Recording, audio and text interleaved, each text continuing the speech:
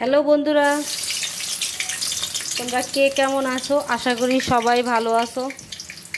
দেখো রান্না করব পুঁই শাক।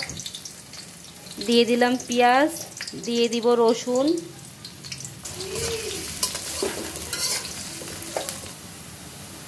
দেখো পেঁয়াজটা সুন্দর করে ভাজা হয়ে গেছে। দিয়ে দিব হলুদের গুঁড়া, দিয়ে দিব জল,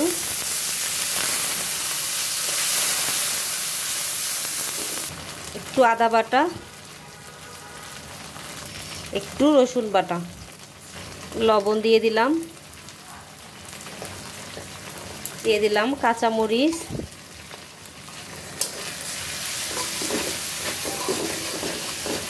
দিয়ে দিব সামান্য একটু মরিচের গুঁড়া,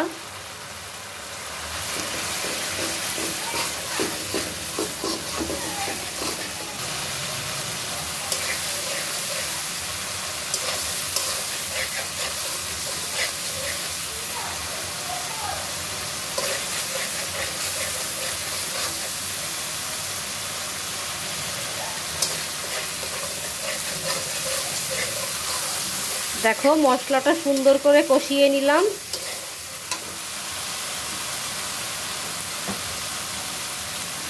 দিয়ে দিব ইলিশ মাছের মাথাগুলো। বন্ধুরা, ইলিশ মাছটা অনেক ছোটই ছিল, তাই ছোট ইলিশ মাছের মাথা দিয়ে রান্না করব আজকে শাক। মাথা দিয়ে দিলাম, কিছুক্ষণ কষিয়ে নিব মশলার সাথে।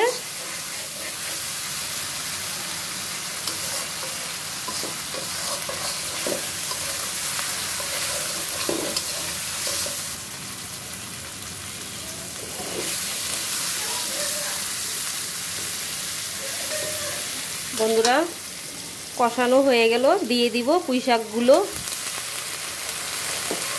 বন্ধুরা, পুঁই শাকের সাথে আমি একটু আলু দিয়েছি।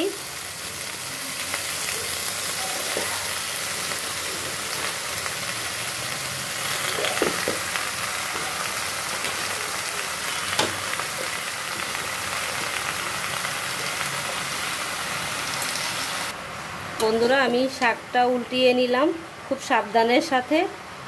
শাকগুলো চারদিকে পড়ে যাওয়ার সম্ভাবনা থাকবে, তাই খুব আস্তে আস্তে করে নেড়ে নিলাম।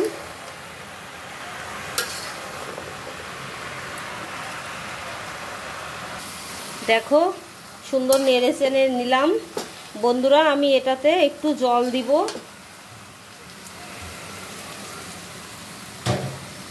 কারণ এই পুঁই শাকগুলো কিন্তু যে মাচার উপরে হয় সেই শাক এগুলো, তাই এগুলোর যে ডাঁট একটু শক্ত হবে, তাই সিদ্ধ হওয়ার জন্য আমি একটু জল দিয়ে নিলাম। এখন সরা দিয়ে ঢেকে রাখবো।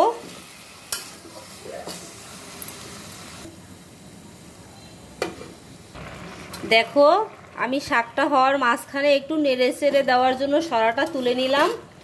দেখো শাকটার থেকে অনেক পরিমাণে জল বের হয়ে গেছে, আমি এতটা জল দেইনি। দেখো মাথাগুলো আস্তে আস্তে আছে, এগুলো আমি আস্তই রাখবো, ভেঙে দিব না। ভেঙে দিলে শাকটা কিরকম কাটা কাটা হয়ে যায়। তো ডাটাগুলো আর একটু সিদ্ধ হবে, তার একটু সিদ্ধ করে দিব। দেখো বন্ধুরা, আমার পুঁই শাক রান্না কমপ্লিট। দেখো ডাটাগুলো খুব সুন্দর সিদ্ধ হয়ে গেছে, আর এটা বেশ মাখো মাখো হয়েছে।